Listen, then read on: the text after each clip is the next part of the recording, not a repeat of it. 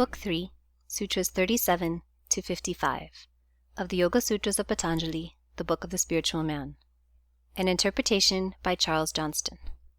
Recording by Maggie Russell. Sutra 37. These powers stand in contradistinction to the highest spiritual vision. In manifestation, they are called magical powers.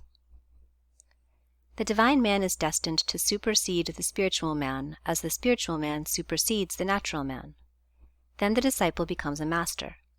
The opened powers of the spiritual man, spiritual vision, hearing, and touch, stand therefore in contradistinction to the higher divine power above them, and must in no wise be regarded as the end of the way, for the path has no end, but rises ever to higher and higher glories.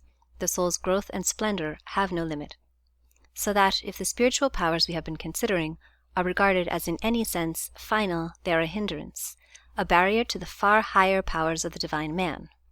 But viewed from below, from the standpoint of normal physical experience, they are powers truly magical, as the powers natural to a four-dimensional being will appear magical to a three-dimensional being.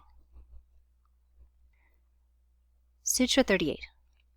Through the weakening of the causes of bondage, and by learning the method of passing, the consciousness is transferred to the other body. In due time, after the spiritual man has been formed and grown stable through the forces and virtues already enumerated, and after the senses of the spiritual man have awaked, there comes the transfer of the dominant consciousness, the sense of individuality, from the physical to the spiritual man. Thereafter the physical man is felt to be a secondary, a subordinate, an instrument through whom the spiritual man works, and the spiritual man is felt to be the real individuality. This is, in a sense, the attainment to full salvation and immortal life, yet it is not the final goal or resting place, but only the beginning of the greater way. The means for this transfer are described as the weakening of the causes of bondage, and an understanding of the method of passing from the one consciousness to the other. The first may also be described as detachment, and comes from the conquest of the delusion that the personal self is the real man.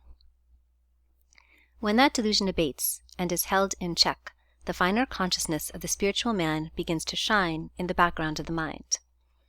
The transfer of the sense of individuality to this finer consciousness, and thus to the spiritual man, then becomes a matter of recollection, of attention, primarily a matter of taking a deeper interest in the life and doings of the spiritual man than in the pleasures or occupations of the personality. Therefore it is said, "Lay not up for yourselves treasures upon earth, where moth and rust cloth corrupt, and where thieves break through and steal, but lay up for yourselves treasures in heaven, where neither moth nor rust cloth corrupt, and where thieves do not break through nor steal. For where your treasure is, there will your heart be also." Sutra 39. Through mastery of the upward life comes freedom from the dangers of water, morass, and thorny places, and the power of ascension is gained. Here is one of the sentences, so characteristic of this author, and indeed of the Eastern spirit, in which there is an obvious exterior meaning, and within this a clear interior meaning, not quite so obvious, but far more vital. The surface meaning is that by mastery of a certain power, here called the upward life, and akin to levitation, there comes the ability to walk on water, or to pass over thorny places without wounding the feet. But there is a deeper meaning. When we speak of the disciple's path as a path of thorns, we use a symbol, and the same symbol is used here. The upward life means something more than the power, often manifested in abnormal psychical experiences, of levitating the physical body or nearby physical objects. It means the strong power of aspiration, of upward will, which first builds and then awakes the spiritual man, and finally transfers the conscious individuality to him. For it is he who passes safely over the waters of death and rebirth, and is not pierced by the thorns in the path. Therefore it is said that he who would tread the path of power must look for a home in the air, and afterwards in the ether. Of this upward life, this is written in the Katha Upanishad. 101 are the heart's channels. Of these, one passes to the crown. Going up this, he comes to the immortal. This is the power of ascension spoken of in the sutra. Sutra 40. By mastery of the binding life comes radiance. In the Upanishads, it is said that this binding life unites the upward life to the downward life, and these lives have their analogies in the vital breaths in the body. The thought in the text seems to be that when the personality is brought thoroughly under control of the spiritual man, through the life currents which bind them together, the personality is endowed with a new force, a strong personal magnetism, one might call it, such as is often an appendage of genius. But the text seems to mean more than this, and to have in view the vesture of the color of the sun attributed by the Upanishads to the spiritual man, that vesture which a disciple has thus described. The Lord shall change our vile body, that it may be fashioned like unto his glorious body. Perhaps body of radiance would better translate the Greek. In both these passages, the teaching seems to be that the body of the full-grown spiritual man is radiant or luminous, for those at least who have anointed their eyes with eye salve, so that they see. Sutra 41. From perfectly concentrated meditation on the correlation of hearing and the ether comes the power of spiritual hearing. Physical sound, we are told, is carried by the air, or by water, iron, or some other medium on the same plane of substance. But there is a finer hearing, whose medium of transmission would seem to be the ether. Perhaps not that ether which carries light, heat, and magnetic waves, but it may be the far finer ether through which the power of gravity works. For while light or heat or magnetic waves, traveling from the sun to the earth, take 8 minutes for the journey, it is mathematically certain that the pull of gravitation does not take as much as 8 seconds, or even the eighth of a second. The pull of gravitation travels, it would seem, as quick as thought. So it may well be that, in thought transference or telepathy, the thoughts travel by the same way, carried by the same thought-swift medium. The transfer of a word by telepathy is the simplest and earliest form of the divine hearing of the spiritual man. As that power grows, and as, through perfectly concentrated meditation, the spiritual man comes into more complete mastery of it, he grows able to hear and clearly distinguish the speech of the great companions, who counsel and comfort him on his way. They may speak to him either in wordless thoughts or in perfectly definite words and sentences. Sutra 42. By perfectly concentrated meditation on the correlation of the body with the ether, and by thinking of it as light as thistledown, will come the power to traverse the ether. It has been said that he who would tread the path of power must look for a home in the air, and afterwards in the ether.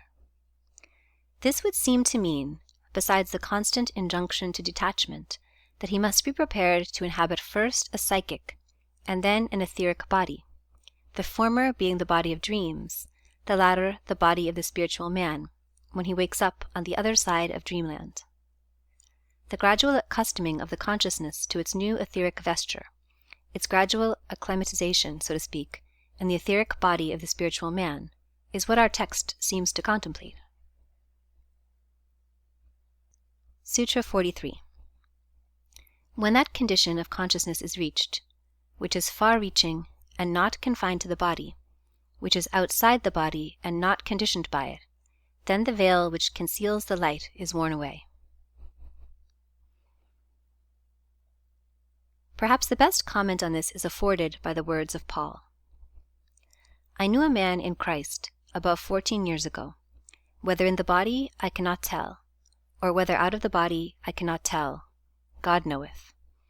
Such a one caught up to the third heaven, and I knew such a man. Whether in the body or out of the body I cannot tell, God knoweth.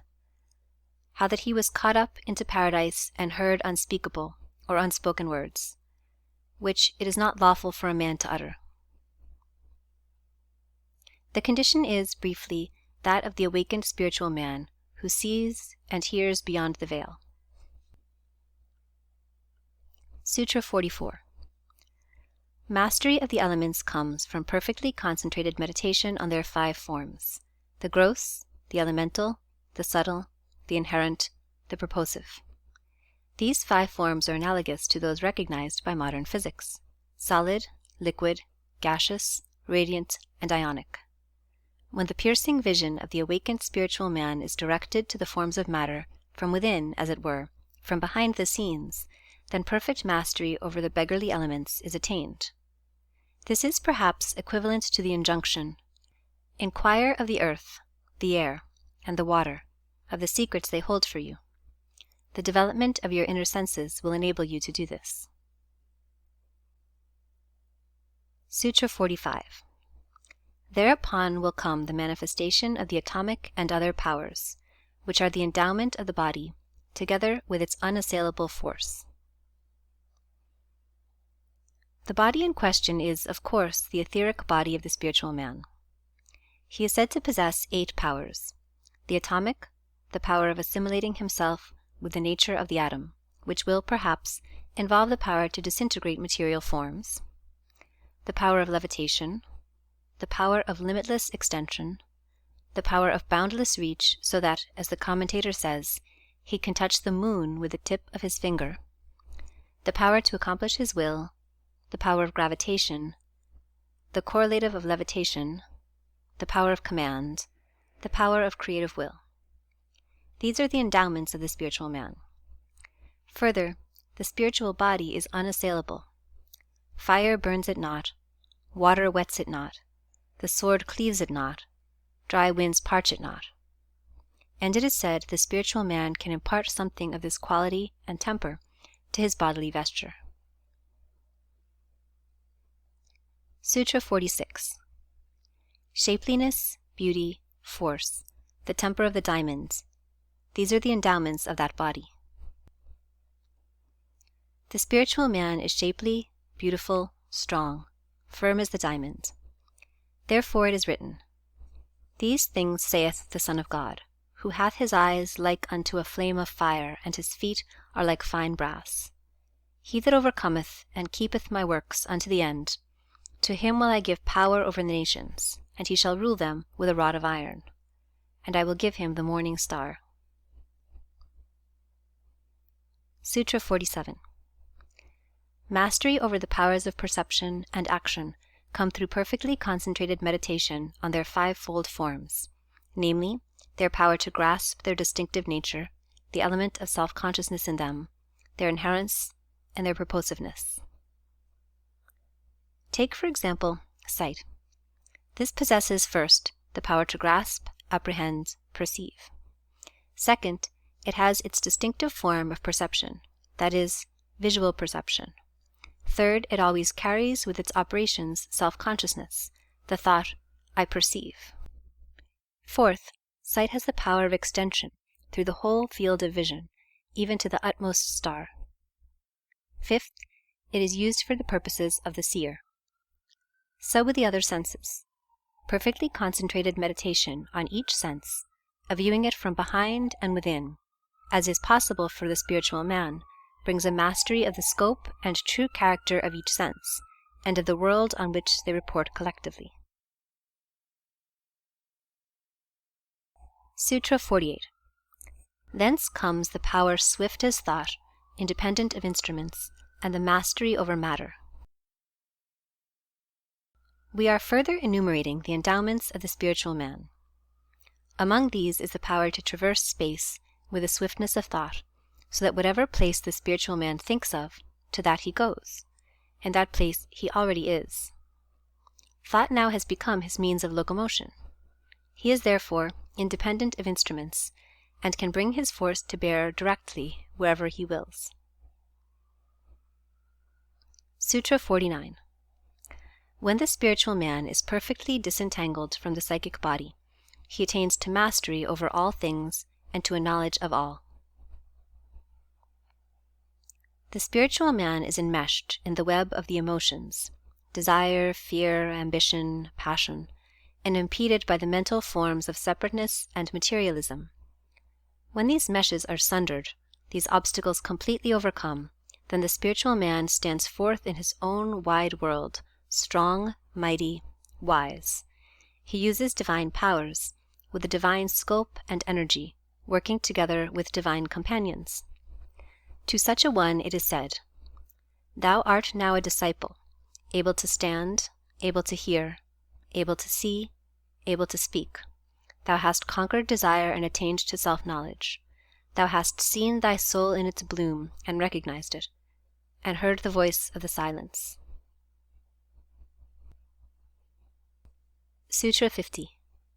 By absence of all self-indulgence at this point, when the seeds of bondage to sorrow are destroyed, pure spiritual being is attained. The seeking of indulgence for the personal self, whether through passion or ambition, sows the seed of future sorrow.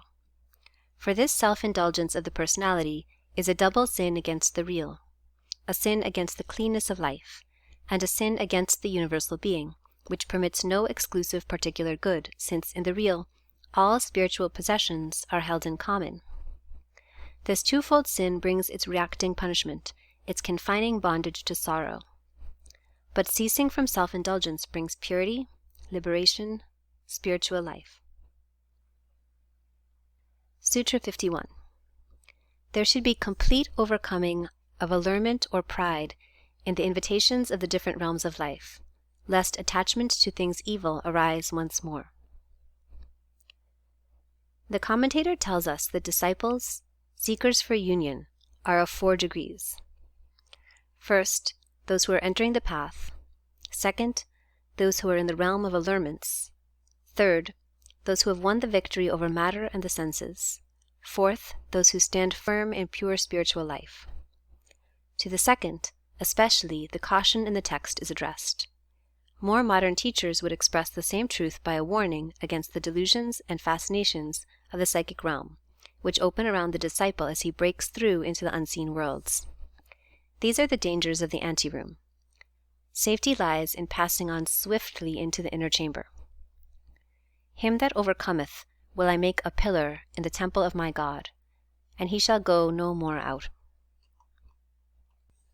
Sutra 52. From perfectly concentrated meditation on the divisions of time and their succession comes that wisdom which is born of discernment.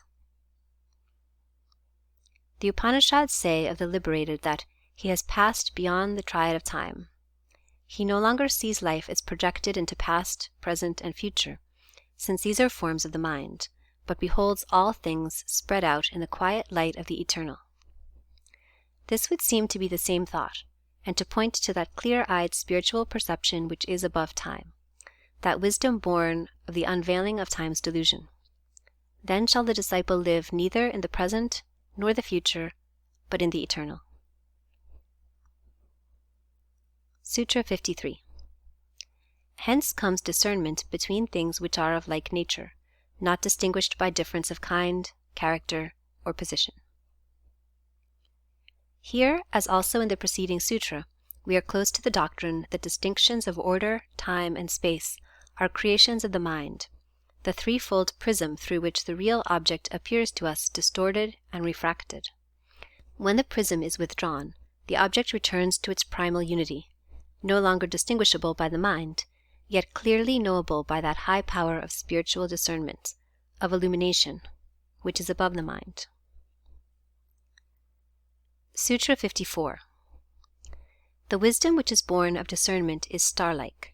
It discerns all things, and all conditions of things.